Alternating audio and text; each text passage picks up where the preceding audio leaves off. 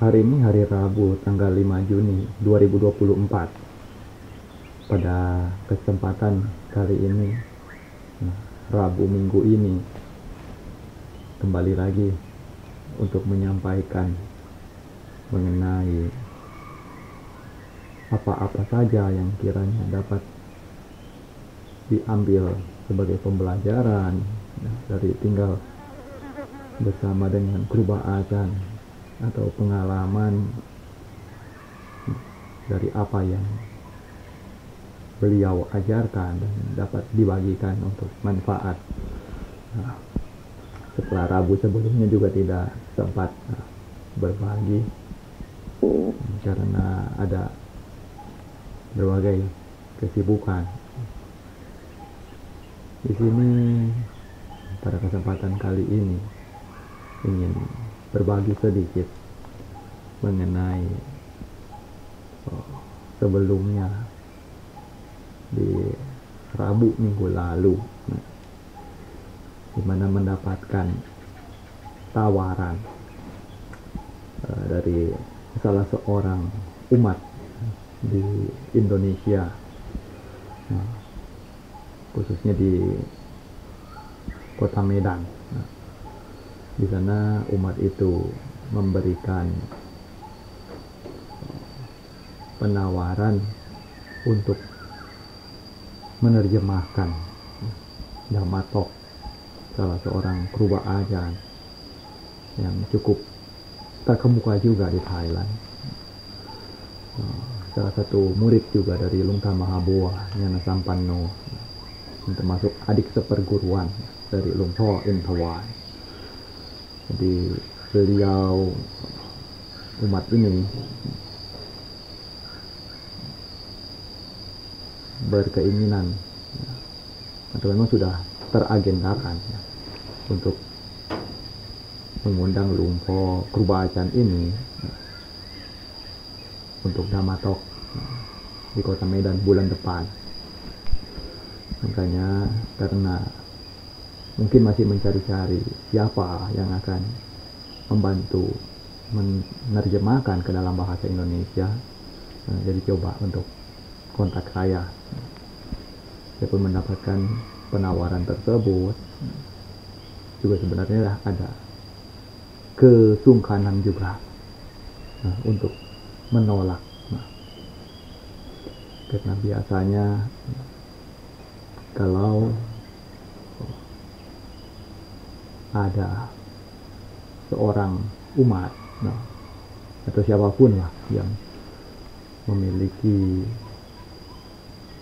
atau memberikan penawaran, pastinya umat tersebut memiliki keyakinan tersendiri atau pandangan tersendiri kepada diri kita, kepada siapapun. Tidak mungkin seorang yang memberikan penawaran itu memberikan penawaran kepada orang yang tidak mampu untuk mengembannya.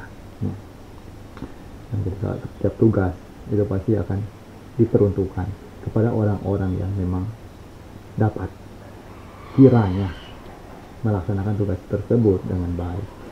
Nah, di sini berbenturan dengan posisi yang mana saat ini diri saya masih sebagai seorang biku yang tinggal di bawah naungan dari salah seorang Kruba Ajan. Nah, karenanya untuk memutuskan apapun juga haruslah atas dasar sepersetujuan dari beliau, dari Kruba Ajan, di mana yang menaungi diri saya tersebut. Karenanya saya minta waktu 3 atau 4 hari untuk memberikan jawaban. Andai diberikan izin, juga akan menerimanya sesuai dengan undangan tersebut. Apabila tidak diizinkan, juga akan menolaknya. Di sini 3 hari berlalu, Luang Por juga tidak ada datang ke Wat Tham Krong Phen ini. Tinggal 1 hari lagi juga harus memberikan jawaban. Makanya coba kontak dengan salah seorang umat yang dekat dengan Lumpur di sana, untuk menanyakan bagaimana pandangan beliau atas hal ini. Apakah layak ataukah tidak diri saya untuk pergi sebagai penerjemah. Kiranya apapun yang akan Lumpur berikan jawaban, saya akan ambil itu untuk diikuti.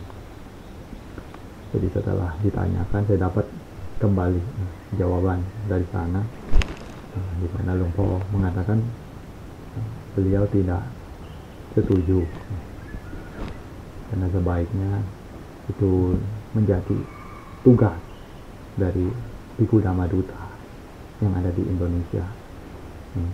Karena kalau nanti saya pergi sekarang, pergi saat ini, nanti kedepannya ada lagi grup ajan yang datang ke Indonesia untuk memberikan dhamma atau untuk sekedar kunjungan.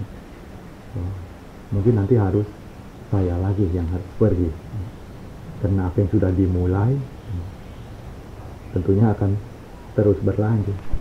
Seperti ketika sudah menghitung dari angka 1, maka akan ada angka 2, 3, 4 dan seterusnya. Tidak tahu sudah sampai kapan akhirnya.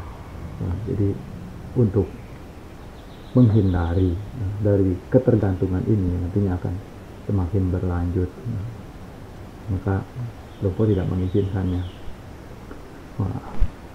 Dan memang beliau seperti seharusnya tempat ini, karena termasuk ranah yang boleh dibilang event megah, termasuk panggung besar, seperti halnya beliau masih belum menginginkan atau melihat bahwa panggung sebesar ini belumlah saatnya bagi diri saya, dan sebaiknya panggung sebesar ini untuk saat ini diberikan terlebih dahulu kepada Bhikkhu Dhammaduta, sekaligus untuk meningkatkan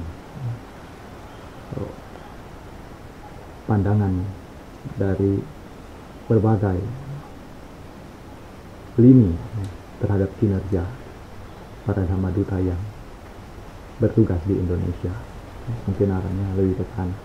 Jadi ini yang membuat satu pelajaran berharga, karena di sini dari awal ketika saya berniat atau memang harus untuk menanyakan ini kepada Lumpur, juga sudah mempersiapkan berbagai hal yang mana pastinya akan ada sisi yang harus diambil sebagai pembelajaran dari hal ini. Karena juga ini juga tentunya akan berhubungan untuk bagaimana ke depannya nanti, dimana memang secara kemampuan bahasa untuk menerjemahkan itu tentunya tidak sembarang orang memiliki kemampuan tersebut, dan tidak sembarang orang juga dapat menerjemahkannya itu sesuai dengan dhamma agar terasa tidak jauh berbeda. Karena kalau mungkin untuk sekedar menerjemahkan bahasa sehari-hari, siapapun mungkin bisa saja. Orang yang mengerti bahasa tentunya bisa saja. Tetapi ketika yang diterjemahkan itu adalah bahasa dhamma, maka memang haruslah orang yang memahaminya juga agar terasa dhamma itu tidak berbeda dari apa yang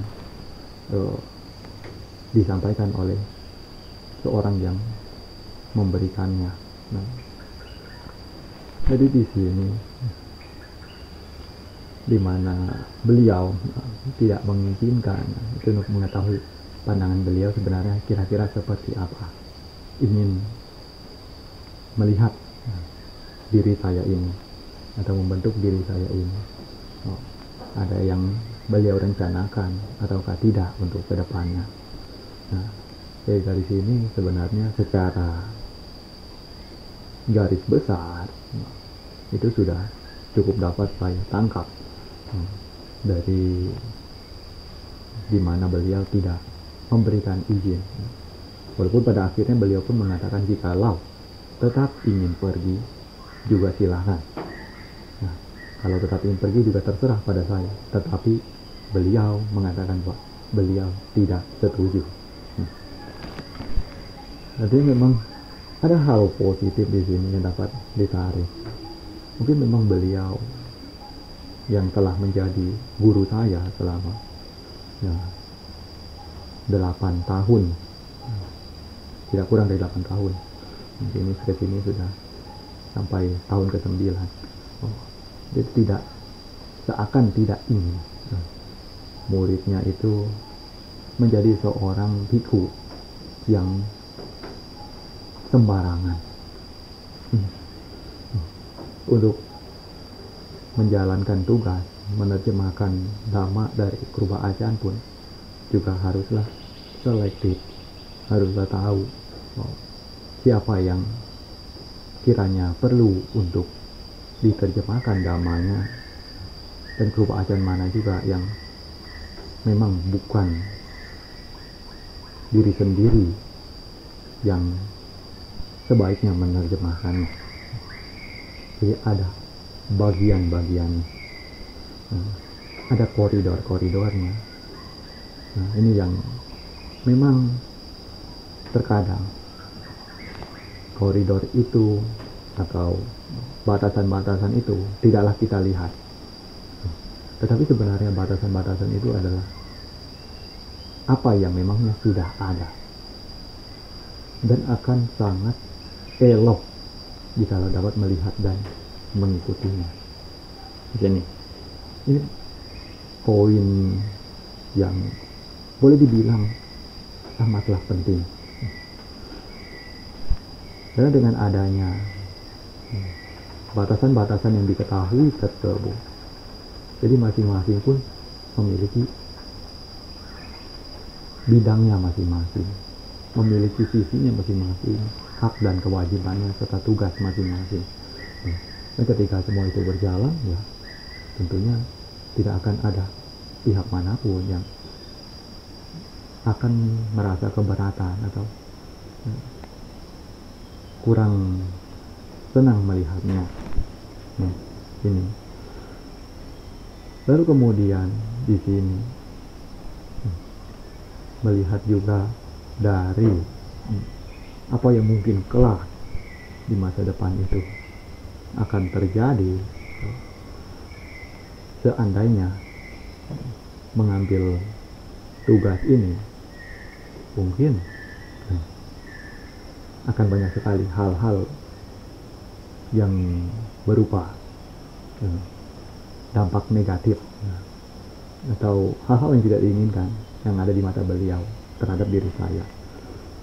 Makanya dengan yakin bahwa beliau melihat sesuatu yang kiranya lebih jauh, lebih luas, lebih bijaksana daripada diri saya pun harus mengikutinya.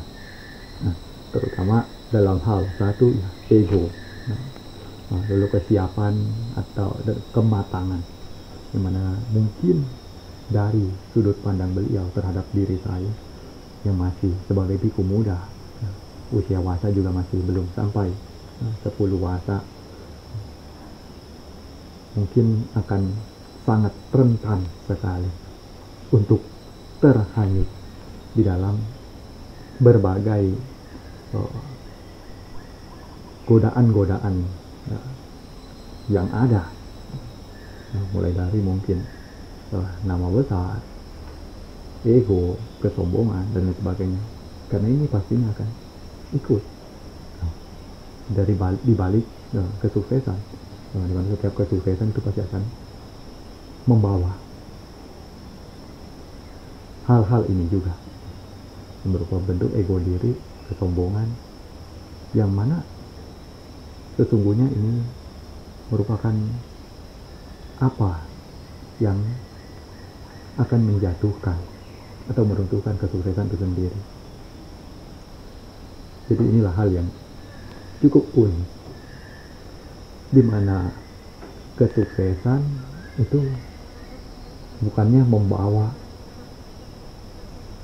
apa-apa saja yang dapat semakin meningkatkan untuk semakin berkembang, tetapi lebih banyak kesuksesan justru membawa apa-apa saja yang malah akan meruntuhkan atau menjatuhkan. Jadi karenanya jika tidak awas dalam mencermatinya, pastilah akan dengan mudahnya terpeleset.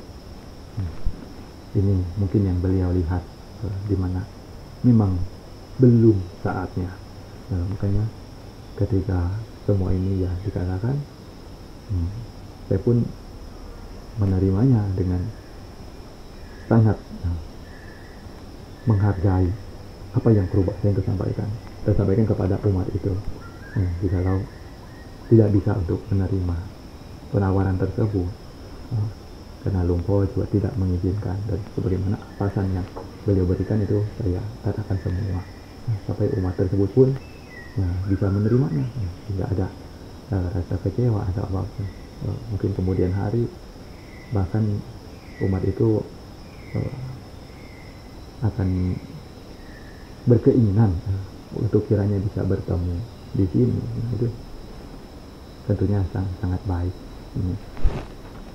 Jadi dalam setiap hal tidak selalu apa yang menjadi planning atau rencana di awal itu berjalan seperti apa yang diharapkan.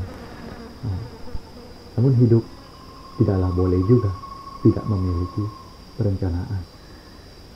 Hidup tetap harus memiliki rencana, harus tetap memiliki planning. Ingin kemana, harus ada agendanya. Sekalipun planning itu belum tentu berjalan sebagaimana mestinya. Ini seni dalam kehidupan, dan Sang Buddha pun juga mengajarkan untuk demikian, karena boleh dibilang hampir semua yang beliau Sang Buddha ini terima sebagai siswa adalah sosok-sosok orang-orang yang benar-benar memiliki tujuan yang jelas dalam hidupnya. Apalagi para sawaka mulia, di mana para Arya Sawaka, beliau ini benar-benar memegang teguh apa yang menjadi tujuan hidupnya, apa yang menjadi rencana dalam hidupnya. Jika kita lihat dari riwayat yang ada, yang dituliskan di dalam kitab suci Tipitaka, kita mungkin akan selalu menemukan bahwa jalan hidup para Arya Sawaka ini merupakan jalan hidup yang terencana. Namun bukan berarti sesuai dengan perencanaan 100%, tetapi seakan terencana. Bukanlah jalan hidup yang asal. Ya sudah, bagaimana yang akan terjadi ya biar terjadi, lalu melakukan apa-apa, itu bukan begitu. Ada perencanaan dan ada bagaimana caranya itu untuk antisipasi. Bahkan jika dilihat dari Sang Buddha itu kesehariannya, di kegiatan Sang Buddha sepanjang hari, ada salah satu waktu di mana beliau sesaat sebelum fajar menyingsing itu akan melakukan perenungan. Ini memang kebiasaan dari Sang Buddha yang sudah pasti dimiliki oleh setiap Buddha, baik Buddha di masa lalu, masa kini maupun di masa mendatang, pasti akan memiliki kegiatan yang seperti ini, rutinitas yang seperti ini. Jadi sebelum matahari terbit, beliau pasti akan melakukan perenungan, kira-kira siapa orang yang paraminya cukup siap untuk ditolong hari ini. Itu kalau tidak percaya ya bisa dibaca sendiri. Beliau setiap pagi melakukan perenungan apa, beliau akan pergi pindah patah ke arah mana, ke jalan mana, untuk bertemu dengan siapa, itu akan ada di sana. Nah, makanya boleh dibilang segala sesuatunya dari apa yang Sang Buddha itu lakukan dan kita dapat ambil sebagai teladan, itu benar-benar sesuatu yang membutuhkan perencanaan. Nah, dan hidup kita sebagai Buddhama, maka di dalam dunia ini yang penuh dengan ketidakpastian juga haruslah memiliki perencanaan, memiliki planning akan seperti apa di kemudian hari, akan seperti apa di masa mendatang. Itu tentunya haruslah ada. Karena hidup kita adalah diri kita sendiri yang mempertanggungjawabkannya, dan kita sendirilah yang harus menentukannya, kita sendiri harus menuliskannya, jalan hidup diri kita. Karena jika bukan kita sendiri yang menuliskannya, bukan kita sendiri yang menentukannya, maka orang lainlah yang akan menentukan jalan hidup kita.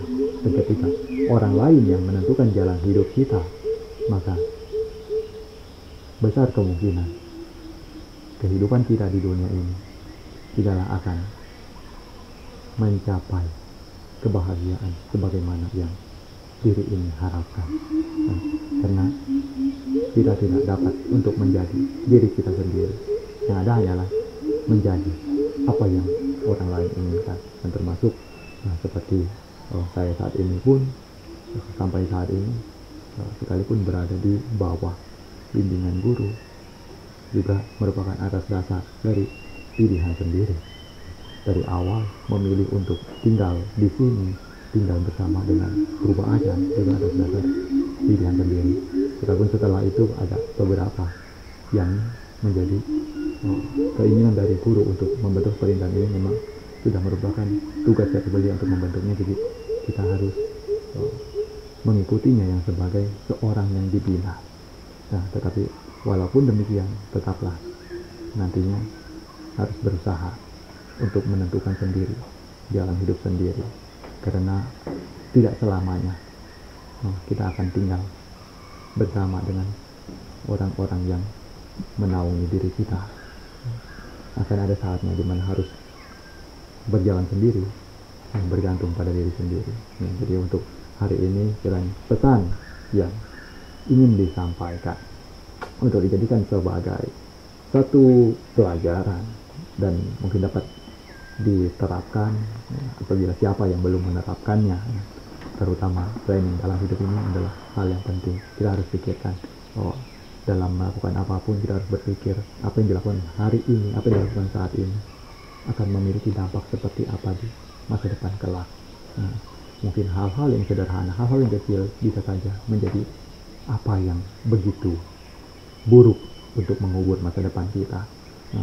Misalkan seperti kebiasaan minum minuman keras, kebiasaan yang mengkonsumsi obat-obatan terlarang dan sebagainya. Ini boleh dibilang walaupun mungkin saat ini kita katakan hal yang kecil, hal yang biasa saja, tapi itu akan sangat berdampak besar di masa depan nanti. Jadi sebelum semua itu terlanjur dan diri kita menyesalinya di kemudian hari, sebaiknya semua itu ditinggalkan. Jadi pentingnya inilah memiliki planning atau perencanaan dalam hidup. Jikalau ingin memiliki masa depan yang baik, tentunya haruslah memiliki planning yang baik sedari saat ini dan melakukan hal-hal yang baik untuk sampai ke sana. Menjalani apa yang telah direncanakan tersebut. Jadi untuk hari ini yang dapat dibagikan. Semoga semuanya dapat menemukan kebahagiaan dari menjadi diri sendiri dan memiliki perencanaan untuk diri sendiri. Semoga hari ini adalah hari yang baik bagi kita semua, dan semoga kita semua senantiasa maju di dalam Buddha Dhamma.